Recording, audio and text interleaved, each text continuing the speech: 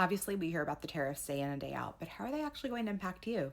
Well, you're in luck because the Budget Lab at Yale University actually published this report on July 28th, and I'm going to walk through some of what they're projecting. One big one is going to be clothing and textiles. They're anticipating a 39% increase in shoe prices and a 37% increase in apparel. And they're predicting a 17 to 18% increase long term. So, yeah, if you need to do some back to school shopping, I'd get going now. And of course, this goes beyond clothing, your sheets, your curtains, even fabric couches. These are all going to get more expensive. The majority of textiles are manufactured outside of the US in these places, so it's going to be virtually impossible to avoid this increase.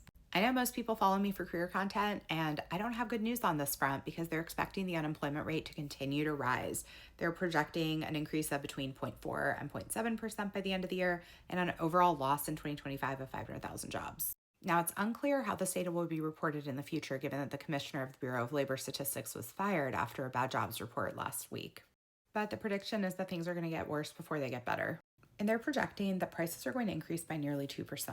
And for the lowest income households, they're projecting about $1,300 a year net loss. And I guess the last thing to highlight is that they're projecting that the GDP for the United States will actually decrease by about 0.5% annually. It's also worth noting that this report was published on July 28th, and since then, we've enacted tariffs on a number of other countries, including 35% for Canada and 25% for India, two of our biggest trade partners. We keep hearing that tariffs are going to save our economy, but let me know in comments what you think.